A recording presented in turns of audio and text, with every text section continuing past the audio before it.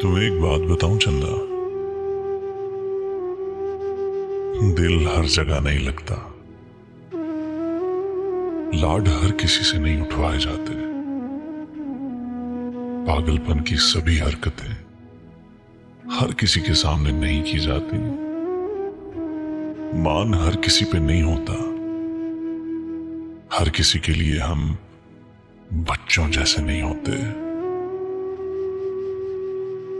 खुली किताब की तरह हर एक की आंखों से पढ़े जाने की ख्वाहिश नहीं होती। कुछ लोग होते हैं, बस कुछ लोग होते हैं। कभी कहीं किसी भी हुजूम में निगाह नहीं रुकती।